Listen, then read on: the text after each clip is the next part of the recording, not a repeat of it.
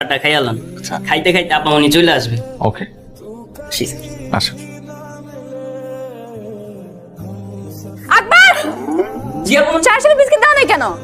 শুরুতেই গলদ। প্রথম দিন এসে আমার বই নষ্ট করে ফেলেন, এখন কি পড়বো?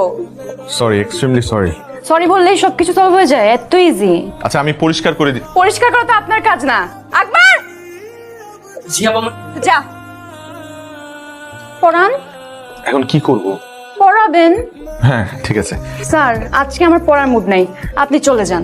কোথায় গেছে মুড? মানে কতক্ষণে ফিরতে পারে মনে? মুড আর আজকে আর আসবে না। আজকে আর আসবেই না। কি হলো, বসে আছেন কেন? যান। হ্যাঁ যাই, না হলে আকবরের মতো আমার নাম ধরে ডাক দিবে আবার। আসি। আচ্ছা, তোর নতুন স্টুডেন্টের খবর কি? ভালো না, মনে হয় না স্টুডেন্টের বেশি দিন পড়াইতে পারবো। কেন? 2 দিন হয়ে গেছে, এখনো বই খুলতে পারি নাই। এটা পড়তেই চায় না, পিচ্ছি কিন্তু ধান না মরিচের মতো।